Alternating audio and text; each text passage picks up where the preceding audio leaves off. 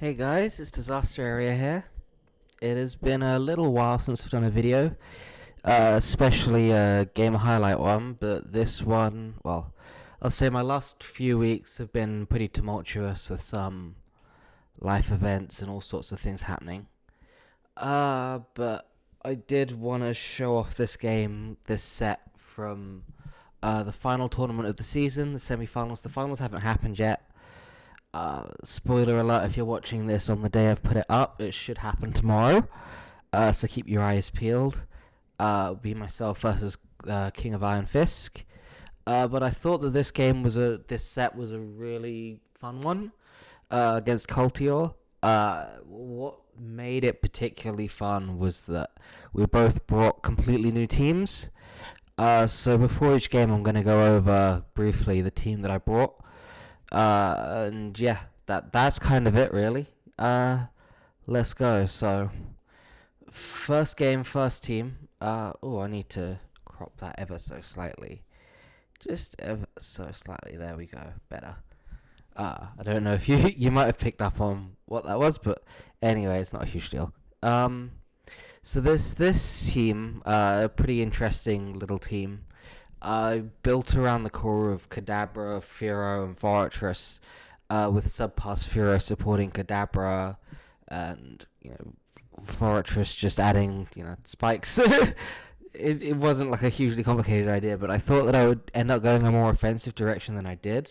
But when I was sort of looking at the weaknesses, I mean, Kadabra and Firo both don't check very much, so I ended up going for these fairly broad glues in Whiscash and Lantern, which slow the team down quite a bit. They don't benefit from subpass, but what they do is like pressure Fortress, and they're just really reliable.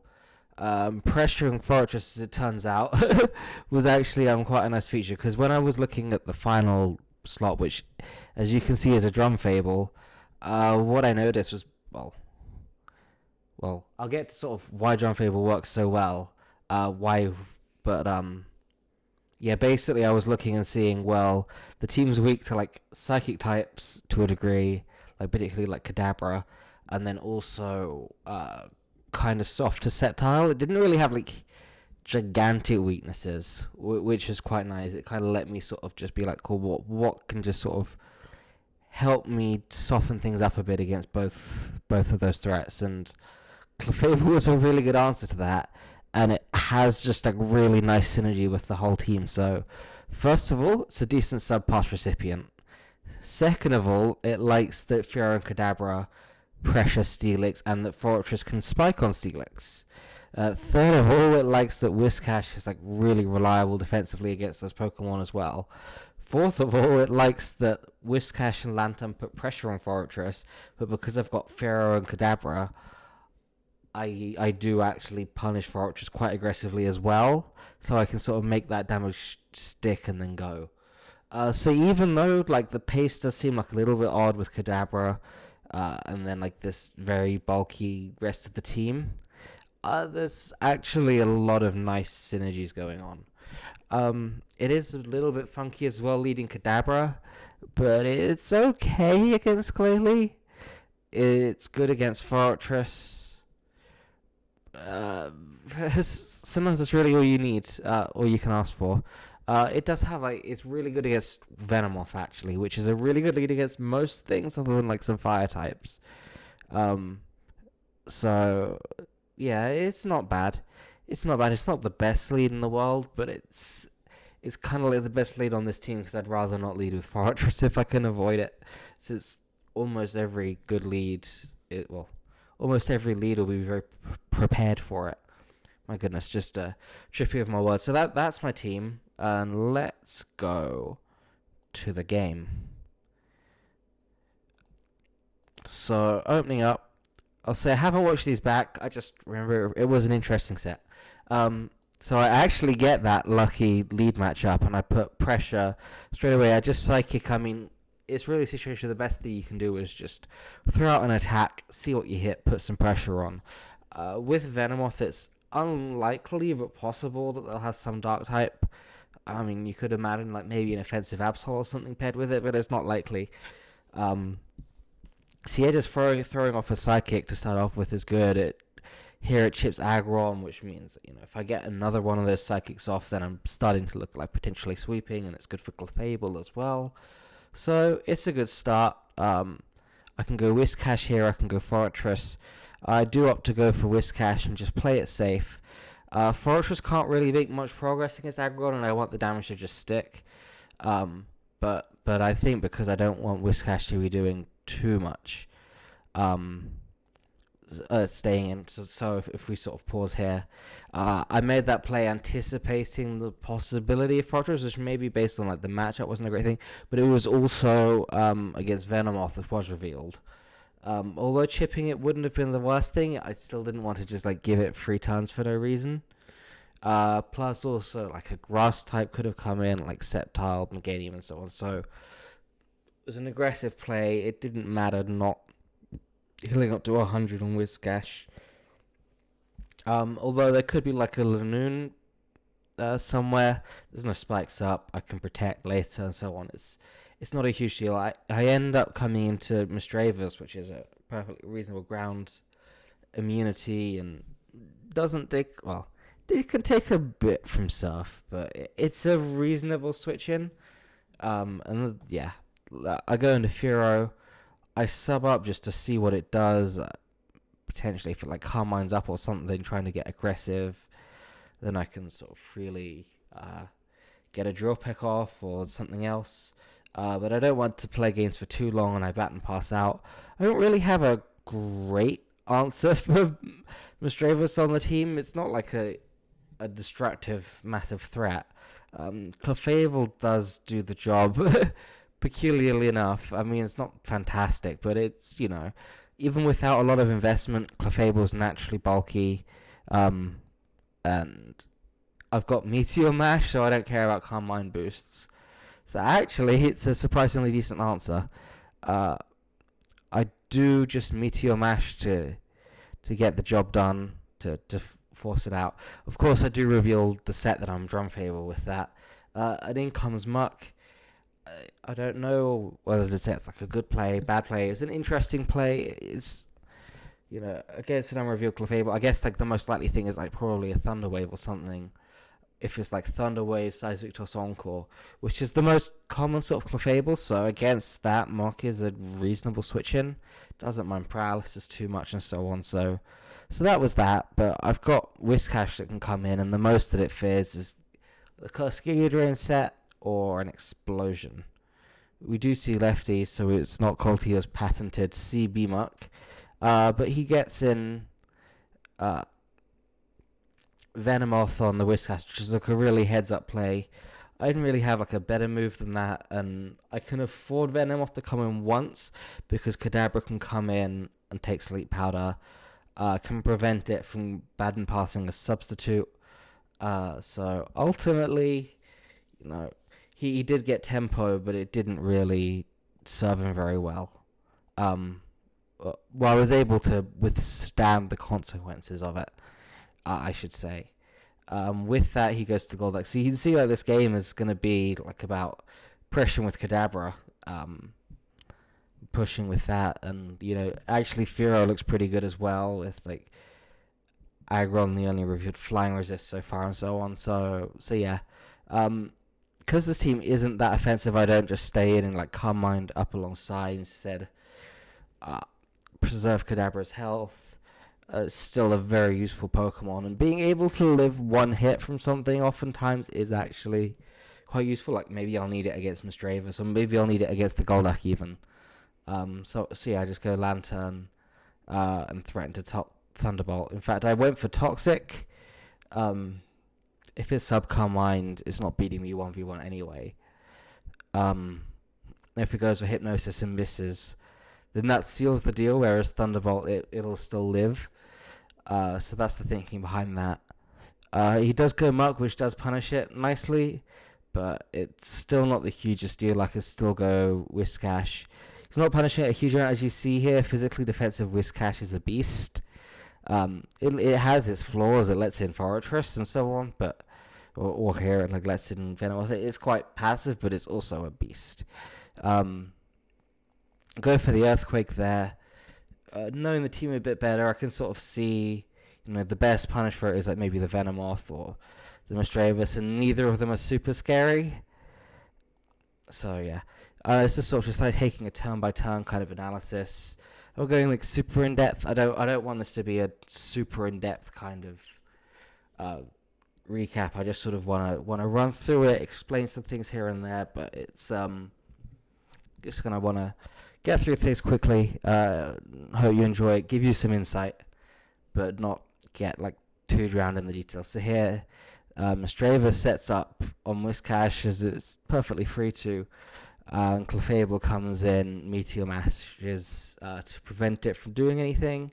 As you see, a +1 Mistravus against a not very bulky Clefable actually does substantial damage, and if it had just Psychic straight away into it, Clefable would have like soft boiled or something. You could fish for drops. Mistravus would live 2 hits, so I'd be free to potentially like pressure afterwards. I could potentially like sack Clefable and then like follow up with like Fearow or with Kadabra. I had options. I could have tried to just hold on with Clefable as well. There's a few different ways of playing it, but I didn't end up having to explore that, as he did go for the substitute initially, possibly fishing for a drop, possibly trying to catch me doubling, but it ultimately actually hurt him a bit. And in comes, surprisingly, his last Pokemon, Wailord. You see, I don't love how he sort of stacked like multiple poison types and multiple water types here. Just sort of like, he doesn't have an electric resist with 2 water types. It's just a little bit suspect, but in this particular game, I can't especially punish it since I've just got a Lantern, and although Kadabra can definitely sort of punish the double Psychic choice by just being more threatening to sweep. So, but anyway, Wailord's Peculiar to come in there. It's also a bit of a stretch Pokemon as a non-lead. Clearly, like the idea that he was going for was self-destruct on something with it to support Golett. They're both water types. It's a reasonable idea, although the execution could maybe be worked on. But he's built these teams. Not everyone's like as good a builder as I am, I guess. Gosh, I'm so humble. But it's an interesting concept, and given like his experience and so on, it's a cool team. It's certainly one that doesn't just let me walk all over him, which is I'd call that a success.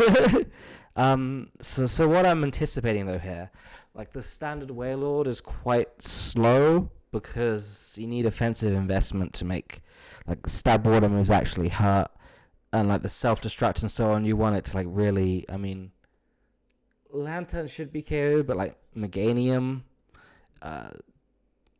the investment in your attack for self-destruct actually does make a bit of a difference there, just as like an example. And then also in terms of like the defensive investment as well, if you put like 40 EVs or so in each defense, it really does a world of good because of how massive its HP is compared to its defensive stats. So it's normally, I'll just drop speed. It's not that crucial that it outspeeds stuff. And it's nice to get like the power and the bulk and optimize it in that way. So assuming that, I'm like, well, my Clefable is a Drum Fable. It's very fast. It should be faster than this, so I can like return into it and force it to like self-destruct or something, and I'll be okay. He surprises me here by his Wailord being faster, which means it's basically a max speed timid Wailord on water spouting, which does a ton. It just does a ton. What can I say? So he does actually catch me out there. Maybe it could mean like Mistravus is more threatening later, but I've got a lot of offense of my own, so it's not just a matter of him breaking me, it's also a matter of how do I retaliate against him, and my offensive threats are also pretty good against him. And the Golduck's pretty well stopped, and there's not... I'm not bringing Lantern into this Wailord, as we'll see. He does go for... he goes for a Surf to finish off the Clefable, which is the right move to go for. Although, it'll be faster than the Lantern, actually, with that spread as well. So that's his MO, to play things like that. Uh, yeah, that's. I've lost my train of thought. Cool. It's hard just like sort of speaking off the cuff constantly, um, just on your own as well. You don't have like the time to think. It's not like a conversation. Um, so should maybe just be like a little bit more patient. Since I'm thinking so yeah. I'm saying, oh yeah, about his offense. Like the Aggron and the Mark are quite slow. The Mistravus is weakened, and the Golduck is quite well walled.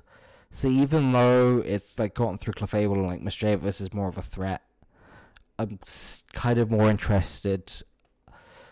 I'm not really like severely broken down defensively, and I have offensive counterplay as well.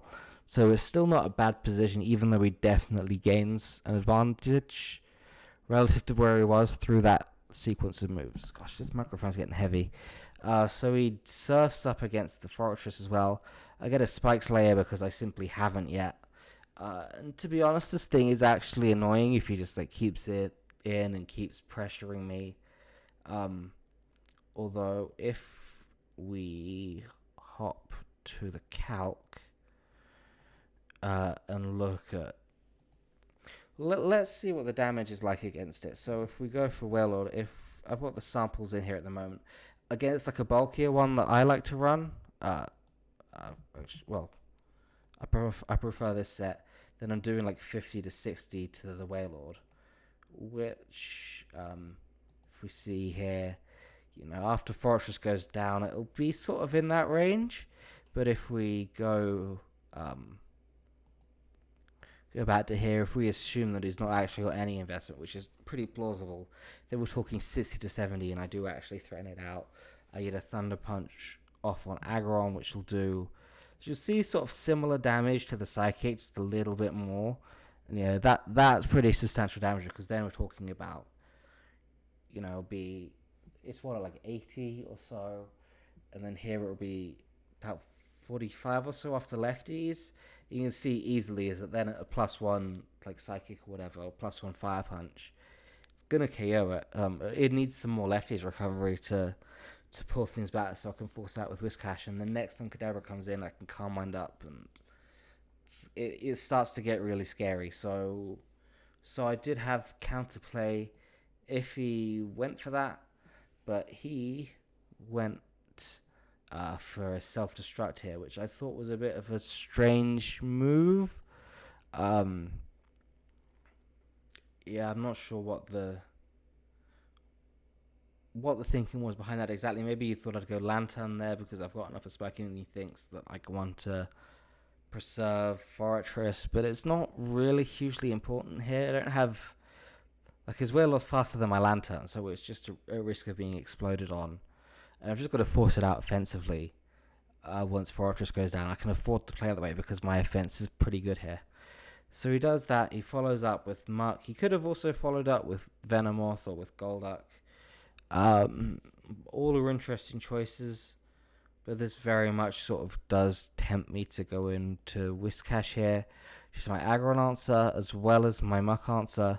I do go for it, and he Fire Blasts to force out the Fortress, which is completely reasonable. But if he had like gone for a ballsy self-destruct there, then Kadabra is still like quite a bit of a threat. I've got a Spike Slayer up as well now, so that Aggron's under even more pressure. The Golduck's under even more pressure as well. So if I can get a turn to set up Kadabra, that could very well be game, or close to it. And then like there's nothing there that resists both like Drill Peck and HP Ground. So like Mistravus is in range of Fearow. Venomoth as well, it's like one hit KO by both like Kadabra and Fearow. Aggron will go down to a combination of attacks from the two. So even though like Whiscash is my answer to Aggron, I can actually afford to lose it here. But I just go for an Earthquake, I think, as well, just to force the issue. Or Surf, maybe sort of suspecting that maybe Mistravus will come in. I don't know. I don't think it was sort of like a huge deal on like what move I chose. But it helps that I was sort of not really hugely worried about the possibility of losing Whiscash. and I had sort of counterplay whatever he went for. And here he goes Venomoth, and yeah, this is just a fairly straightforward punish with Kadabra. Lumberry coming in handy. It should be pointed out, like, the reasons for Lumberry and Kadabra is one is, like, Leftovers is not great on a Mon that is 2-hit KO'd or 1-hit KO'd by almost everything. Well, a lot of things. Second of all, it has Synchronized as its ability, so against Pokemon using Thunder Wave or Toxic potentially, or maybe even against like some weird burns. Like, gosh, if it happens to catch like a Muck Fire Blast burn, then that gets synchronized, and the Lumberry means that Kadabra is not ailed with that. So it actually is a really nice item for it. And yeah, another thing as well is being giving some more medium-term counterplay to Venom with Sleep Powder, being able to turn it into an opportunity to attack. Which we now see here. I just go for another Psychic. That Aggron is in range of being swept pretty easily next time I get Kadabra or Furo in. So, yeah, it's a good position. In fact, I sacrifice Fortress here to go for Furo because I feel like I'm in a good spot to just push. I mean, why wouldn't I be? What's he going to do to my HP ground here that isn't going to make Kadabra sweeping even easier afterwards? Like, well, there goes Aggron, and now Kadabra could sweep even more easily. I'm not sure the choice of Misdreavus coming in here, as you see, it just faints. And he has less and less counterplay. It should be noted that even at +1, Kadabra doesn't one-hit KO Muck. So actually getting chip on it is really pretty important. Interestingly, again, I don't go for it. I decide to sort of hold back, I guess, and try and sweep later again, potentially. It's I could have attacked there and then followed up with a Kadabra Psychic, but I'm not sure what I was afraid of. I just decided to play it differently. As Pokemon, sometimes there's more than one way to skin a cat, and when you're in a convincing position, there's more than one way to win the game oftentimes, and this is one of those ones. So overall, like, this game, I just had like really good answers for his threats. My offensive threats were pretty dangerous. The only thing that really caught me out was the fast Wailord, but it didn't ultimately lead or give him enough advantage for him to win. I keep the pressure on Muck here really with Clefable because I want to be able to come in and KO with Kadabra afterwards, and then just clean up with Kadabra and Furo. It's enough to KO Golduck. I don't have to worry about Hypnosis shenanigans and him getting really lucky with it. I just attack it and beat it. Which is sometimes just how you have to deal with Golduck, is your own offense, rather than worrying about handling it defensively, even though I do have Lantern here. So that's game 1. I hope you enjoyed that. And on to game 2. And as I said, going through the teams as well. This one, we've got a Paraspam here, which Paraspam's been like quite funky, where it's kind of one of the styles that seems to have like these random weaknesses all of the time. Like at first it was Kadabra, and then it was like Lanoon. Those are like the main ones, really. But this is I've got, well, Altaria helps with Kadabra, but Kadabra's definitely still a threat to this team. Against Lanoon, I have Fortress, which helps, and Leech Seed on like Vileplume and so on. So there's I've got counterplay, but the both of those Pokemon are still big threats to this team. But the way it's operating, you see I've got 2 different Thunderwave users. I've got Zap Cannon on Fortress instead of Toxic, which has like some nice advantages against like Sableye, hitting ghost types and so on. Randomly do a lot of damage to Mantine, I guess, as well. But it's synergistic with the team's status strategy, and I've got like Spikes plus Golem to exert pressure, and then I've got DD Altaria that can like sweep off of it, as well as potentially Slowking, although it's very much a hybrid. It's got Thunderwave and Calm Mind, so it's a flexible team. And then like Clefable and Vileplume are really common glues on the structure as well. Uh, I think with Vileplume I've realized like over time that actually the specially defensive set is really flexible because you have Sleep Powder. You don't really need HP Fire. It's not bad, but if you want to run something else there, you can. The team it could run Stun Spore, but I have 3 power users, so it's not strictly necessary. Aromatherapy also not strictly necessary, but it is nice. Sort of one way of playing Pokemon. And Leech Seed as well punishes certain switch-ins better. Yeah, it stops Lanoon from just like setting up on you willy-nilly. It stops. It lets you put a bit more pressure on Muck, which as we'll see in the game, is a really good way of putting pressure on this team. So yeah, that's sort of all I've got to say on this. Is it's a slow team, but plays in an interesting way. And let's get to the game.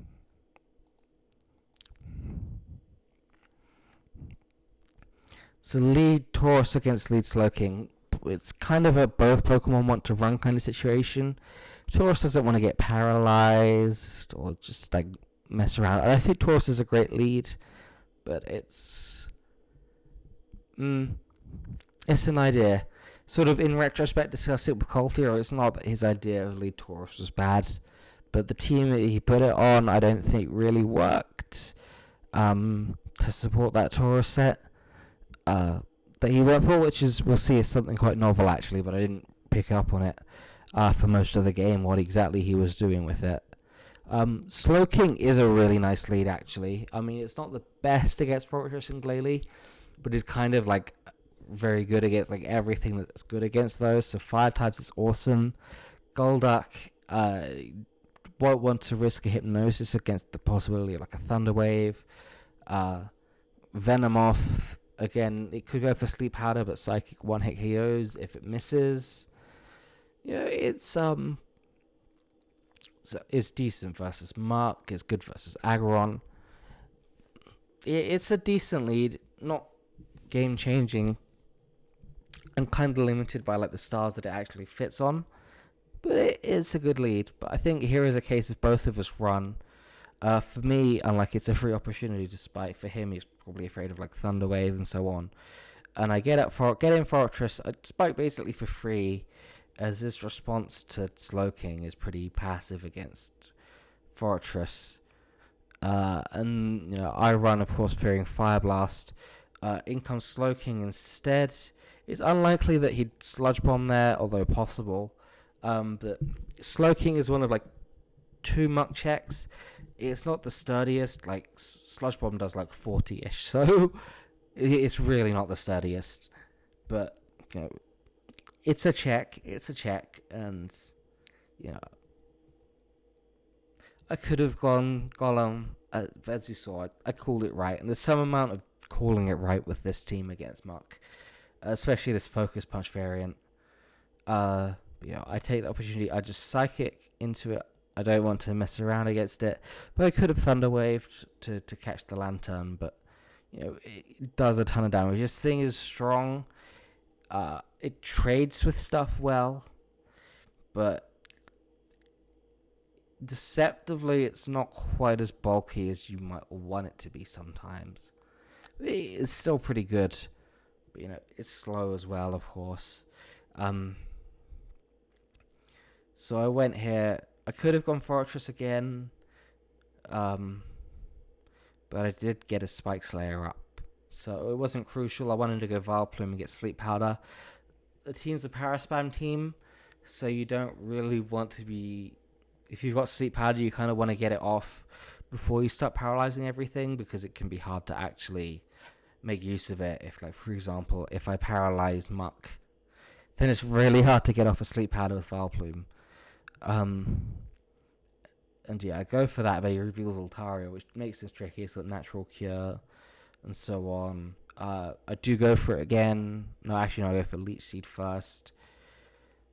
Probably again go for like another Sleep Powder here. He reveals Fire Punch, which implies like Combine Sableye, which is just not a very good set. It is in the samples, but it's it's so weak and so frail. It's really hard to make it work. And aromatherapy gets rid of that paralysis as well. So, um, a leech seed here because like Valflin's actually not that afraid of Mock. It doesn't beat it 1v1, but it's going to take like 30 to 40 from a sludge bomb.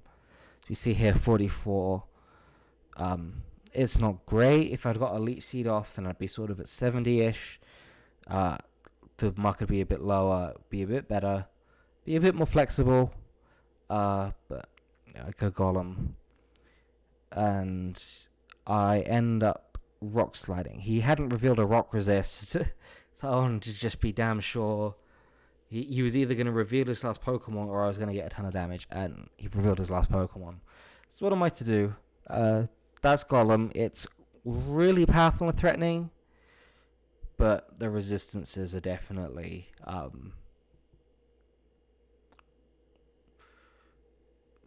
around. Gosh, that was a dumb statement. But it can thud against resistances, which is kind of a downside of any choice band user, especially a slow one as well. You really need to make those hits count. This team has some tools that I didn't point it out, but in the team you saw as well, like Wish, Clefable, as well as the Leech Seed, Vileplume, and so on, make up for the lack of recovery and like the Spike's vulnerability as well. Got Rapid Spin. It's all these sort of things to keep Golem healthy and give it as much opportunity as possible to break stuff. It's really how the team's built. But yeah, I go Fortress. It's another free opportunity for Spikes potentially. He doubles Muck in, which was a reasonable play. I mean, Golem's not really staying in there, so good play to keep momentum really. Which is sometimes what you got to do with Whiscash because it is just like so passive. So free potential like Fire Blast or a lot of options. But Sludge Bomb, which is what he goes. Oh no, he goes for a Taunt actually, which is weird. Not carrying Fire Blast, and it's strange decision. But no, he has to run like a faster Muck as well. I think for that. You don't want to be out. Well, I don't know. It's an option he went for. It's his team. But in the end, it just meant that he doesn't really put any pressure on Slowking, and I'm free to Surf or Psychic here. He has to dance around quite a bit because his team's really pretty weak to it. He doesn't want Lantern coming in on a Psychic. And he does achieve it coming in on a Surf, but still, look at that damage. It's not a joke. Not a joke at all. Then I reveal Clefable as well. So this team has like 3 ways of punishing Lantern, which is nice. Well,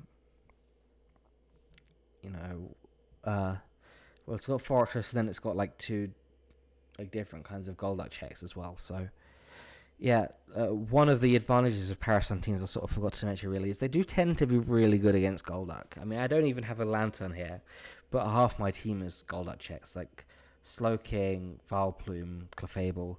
It's not an Encore Clefable, so it's not as good, but again, it's like not really necessary here, which is nice. So I get crit by the Thunderbolt, so I just softballed up. I've got a Spike up. He doesn't have spikes. The worst he can really do is sort of go Muck here, and it's best to just like keep Clefable healthy.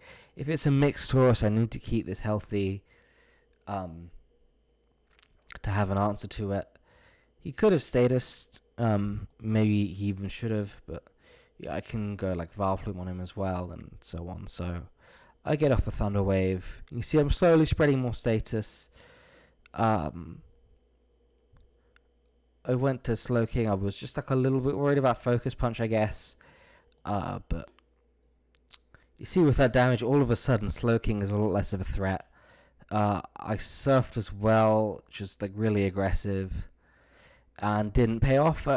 In retrospect, that was maybe a mistake as well.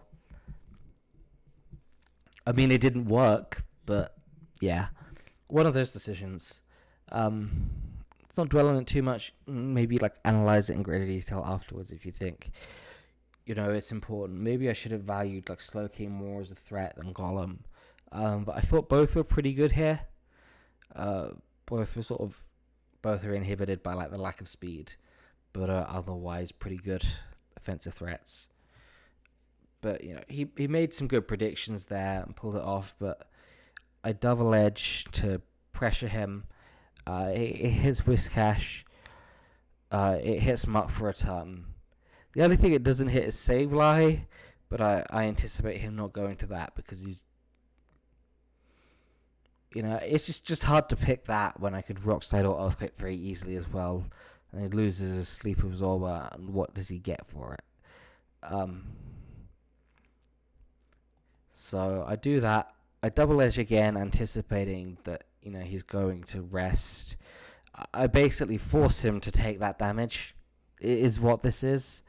Even though, like, in theory, he could go Sableye there. If he did, then I achieved exactly what I wanted anyway, which is to force him to keep the damage on Altaria.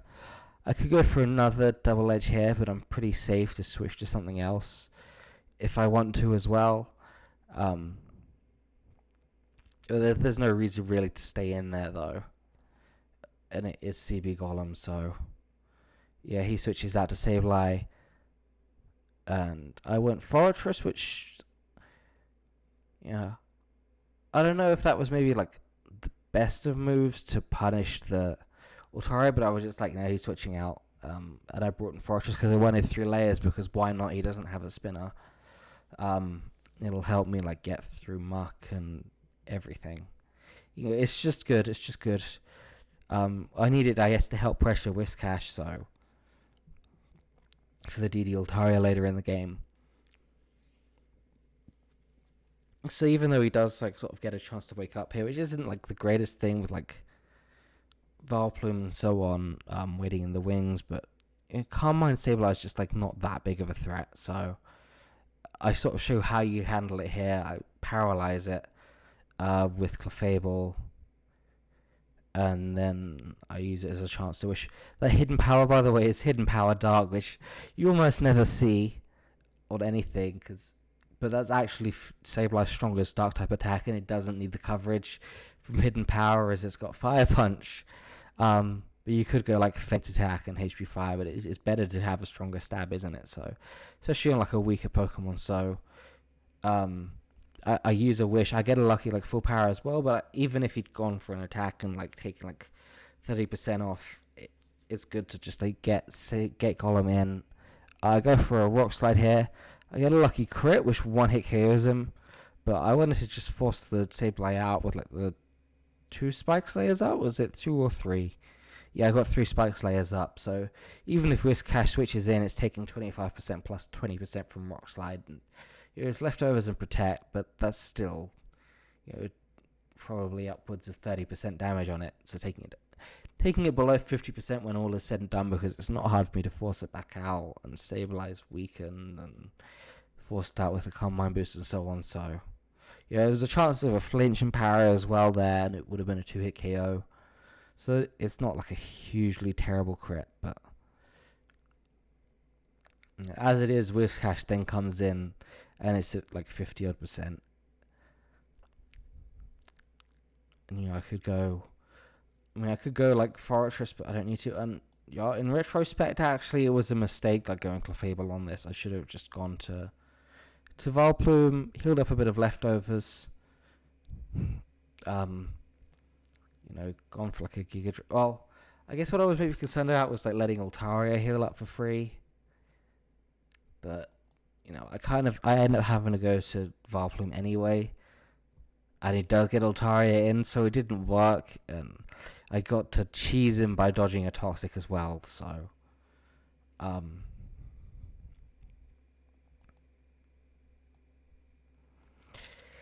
yeah, you see, sort of Altaria is still like pretty good against me. I don't have like one super direct answer to it. I mean, if I had like Explosion on Fortress, that would help and so on. And it's probably, you look at this, you've got no idea, but like if it's DD Altaria or something, yeah, it could be threatening.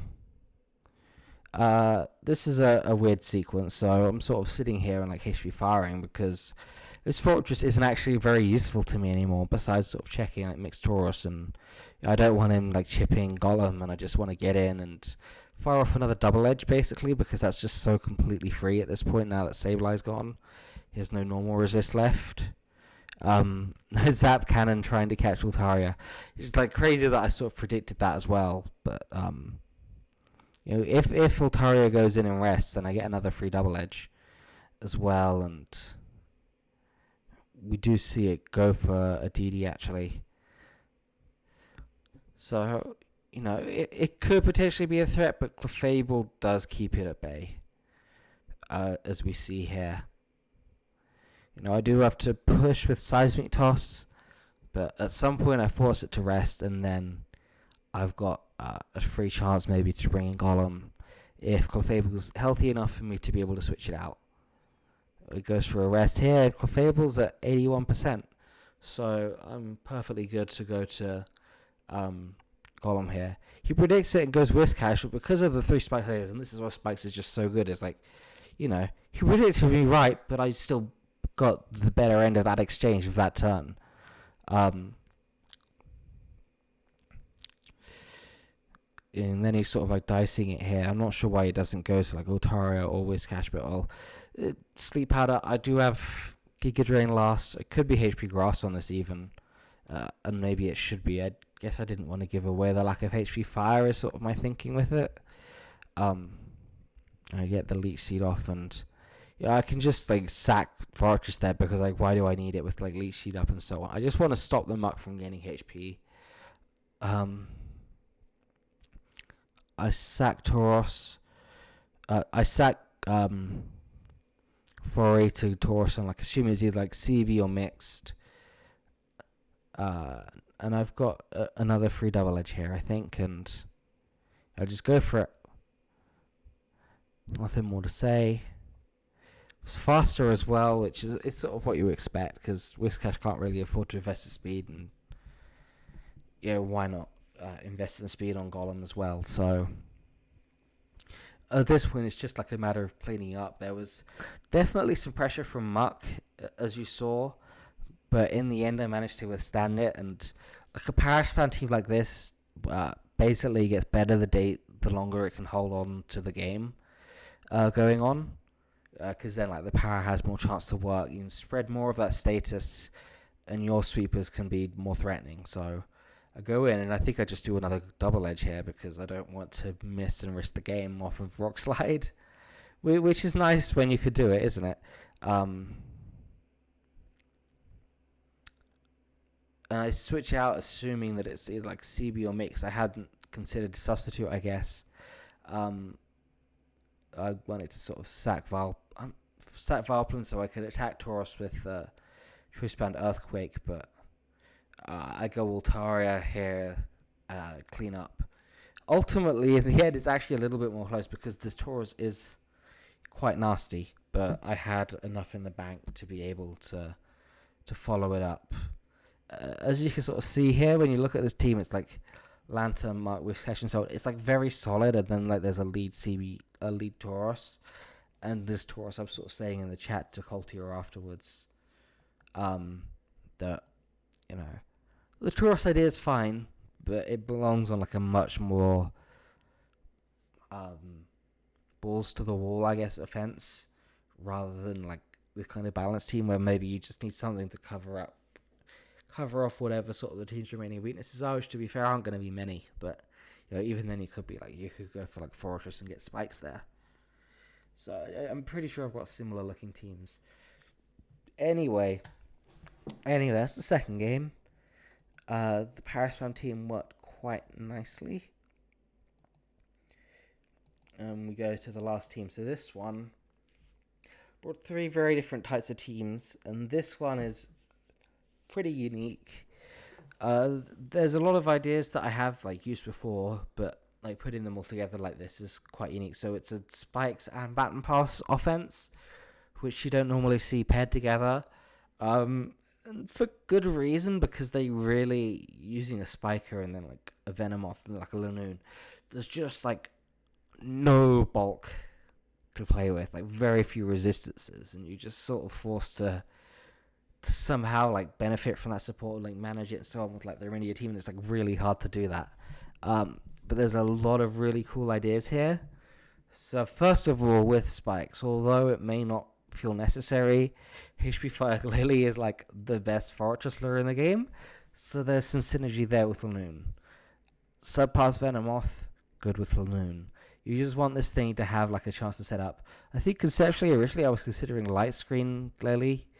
But HP Fire is just very nice as well. I was like, well, Light Screen to set up, get a Spike Slayer, explode, and set up with Lanoon.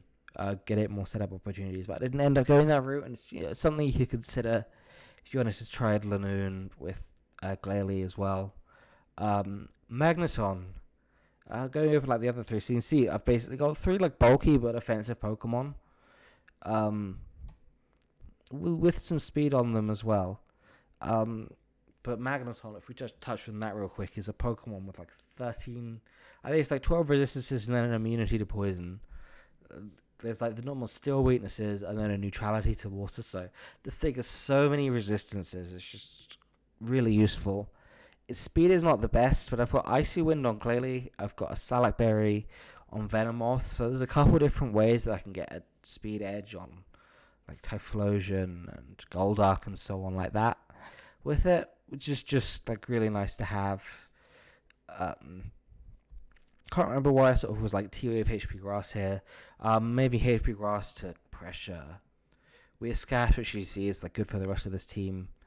I've got a Azumarill here, which is like another bulky nuke. Just off of natural bulk is really nice. It benefits from Icy Wind and Salac Berry as well. Subpass even is welcomed for it as well. It's walled quite well by Misdreavus, but I've got Magneton, which normally is a really good answer to it, unless it carries HP Fire, which it doesn't normally.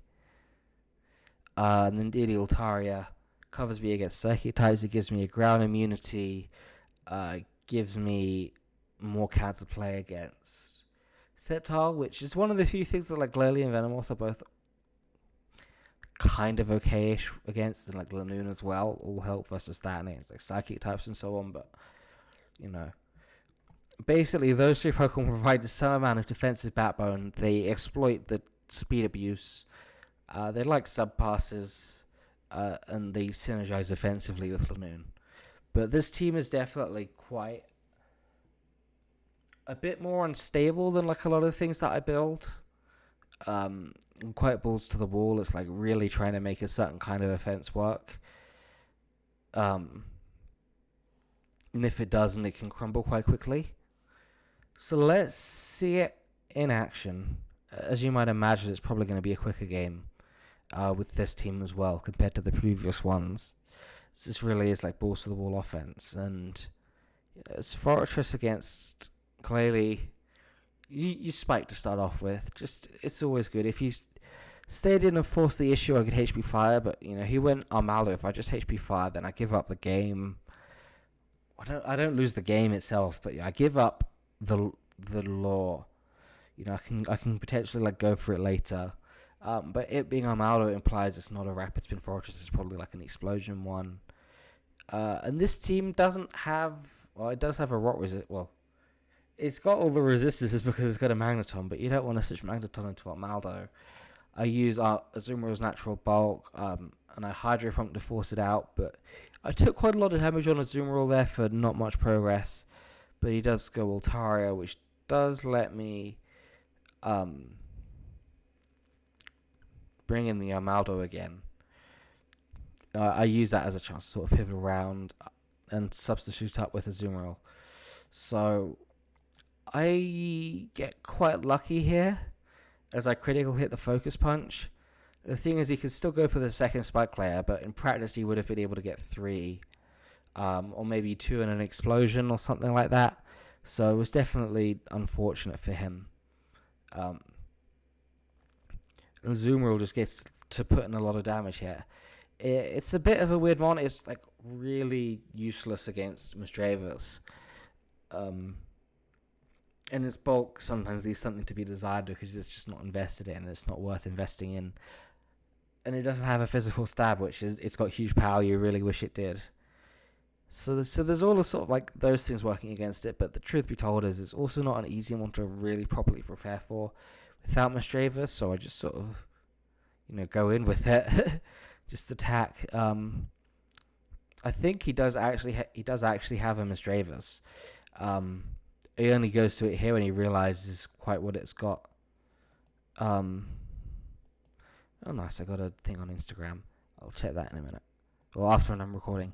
Cool. Anyway, and yeah, so I go Magneton, assuming that it's like the Subcom mindset or something like that. Or it's actually on this team, it's like a Paraspam's team, so it could be like a T-Wave set or something even.